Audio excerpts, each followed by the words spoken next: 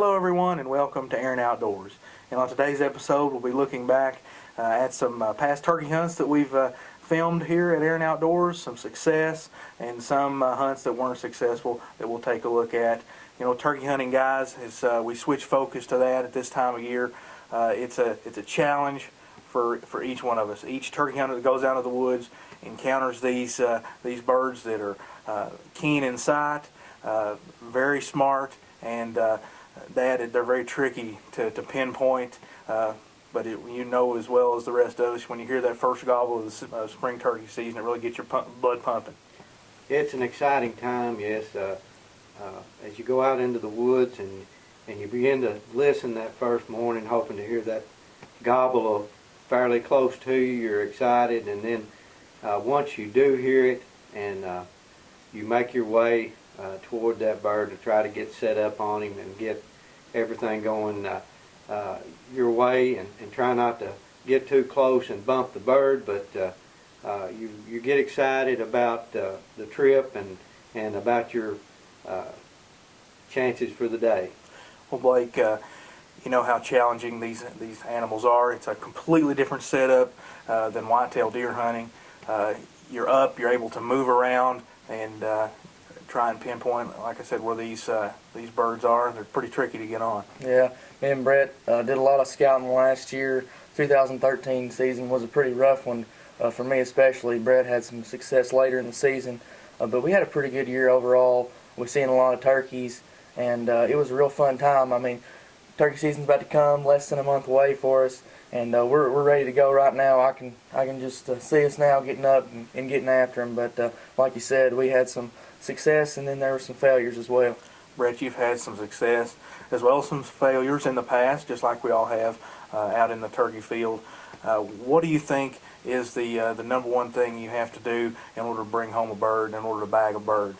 Preseason scouting, Derek, I think is probably the biggest tip for success I can offer. You need to know where your birds are, where they like to roost, where they like to fly down to.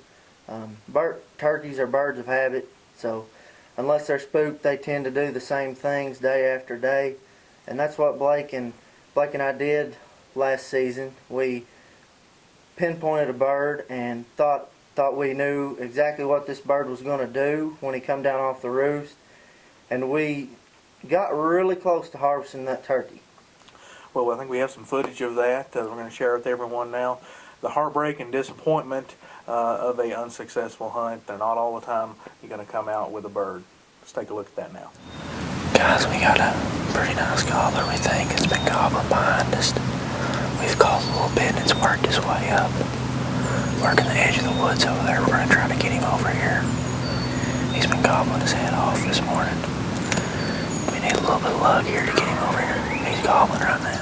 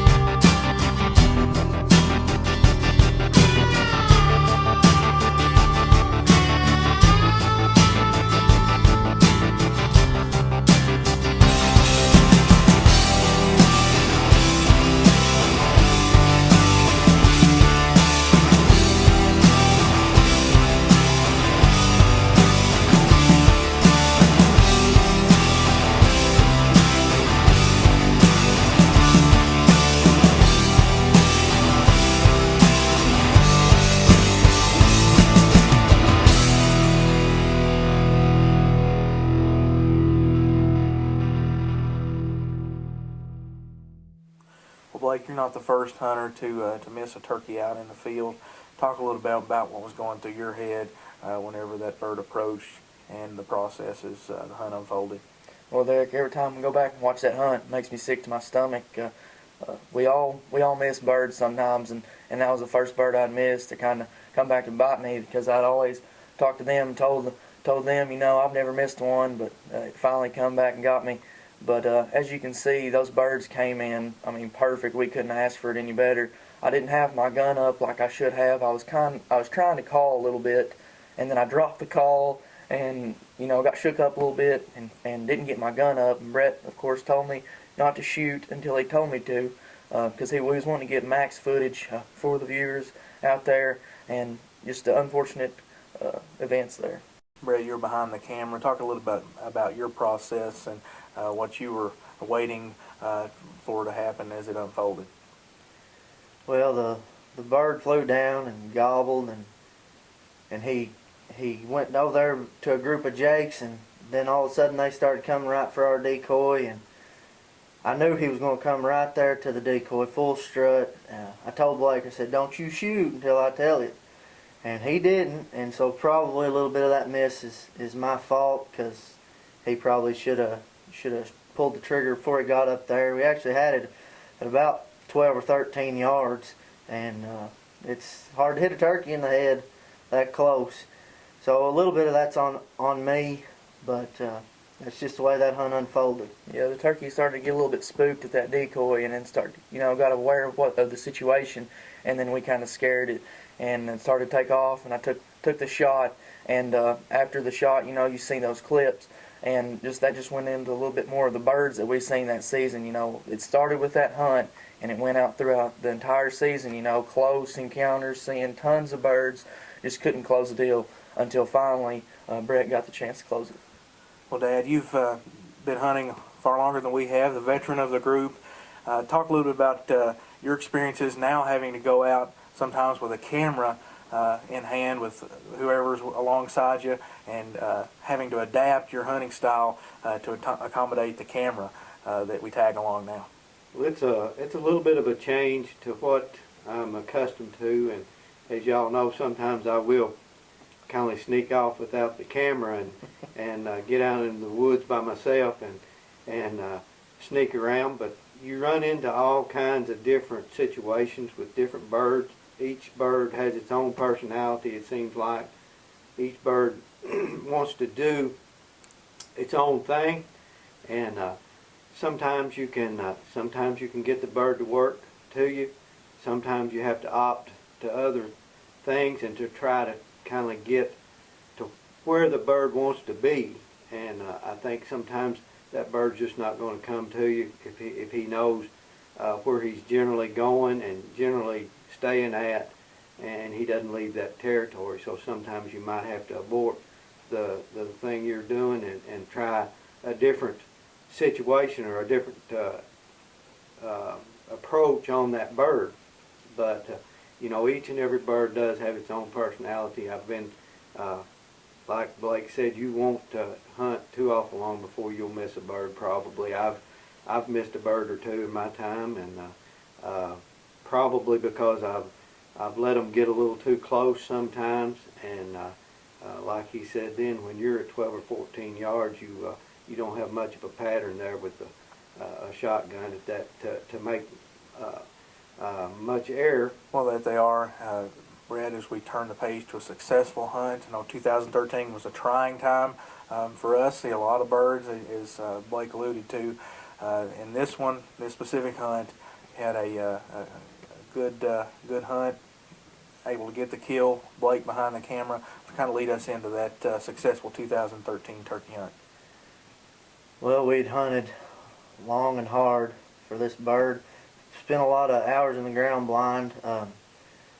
Usually do a little more run and gun, but last season we took to the ground blind to try to get a little steadier, cleaner footage, and it finally paid off for us.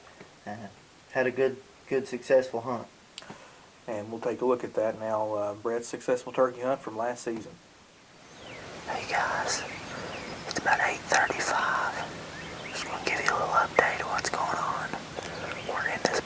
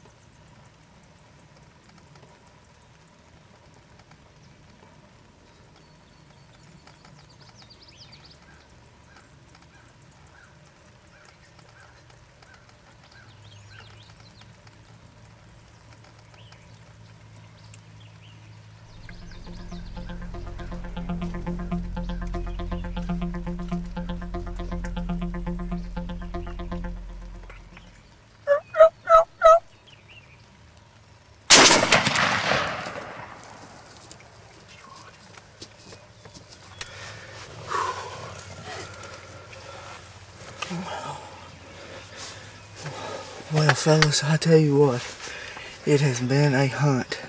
Blake, what time is it? We got out here in this blind this morning. It's 10:33. At 5:30. It's 10:33. We've been sitting here for 5 hours. This bird has been gobbling back behind us for the whole morning. He gobbled up, and there's a fence right here back behind us. We're in a fence row. He'd come up to that fence, stop, wouldn't cross the fence over in this field. So finally, he did, and he come the opposite side of what we thought he was. He was out here for 5 or 10 minutes, but we couldn't get the camera around because we didn't have those windows open. But anyway, he's down now.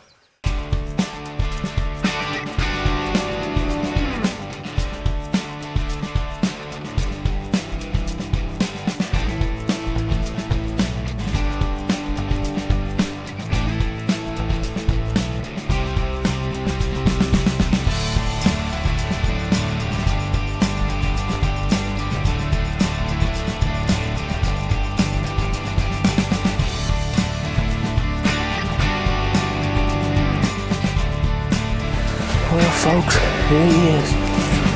He's got a pretty good sized bird. Got a pretty good beard on him. Got pretty good spurs. But we've hunted hard for this sucker. Hunted all morning last Saturday, hunted all day, daylight till dark. Couldn't get him about 80 yards as far as we could get him.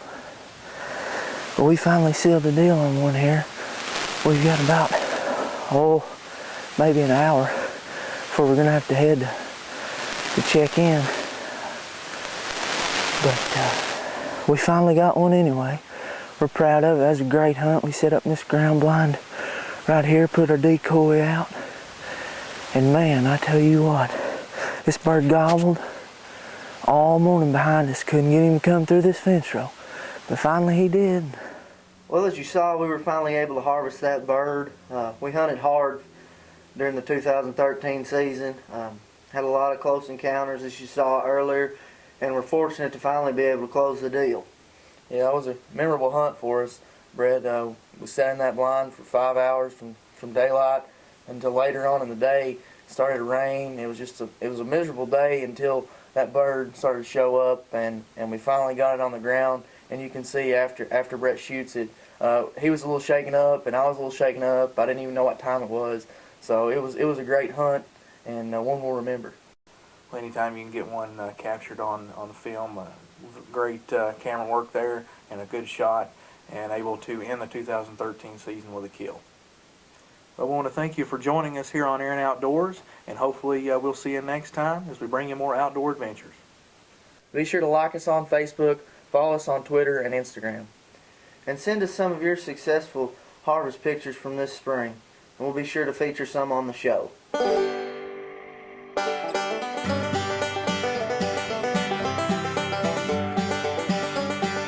Brett finally harvested the deer, and you can see it. That's a deer. Shot that deer. Hello, everyone. What do you think is the number one thing you have to do in order to bring home a bird, in order to bag a bird? No idea. He was prepared for that. Gosh. I wasn't ready for that kind of question. A turkey out in the field moving around or something. You out in the field moving around or something. A field moving around or something. Most of the time they're just general. Maybe I should just ask you next time what's your favorite kind of cookie. I wouldn't know that is that. Oh. Fake news. Oreo. All right, yours is getting worse. That was like, Yeah. step up your game this last. Well, we had a good time. Down.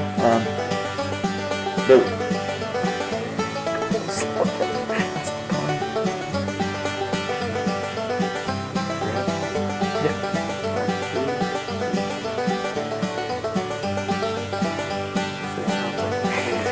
I think I would say. All right, hold on.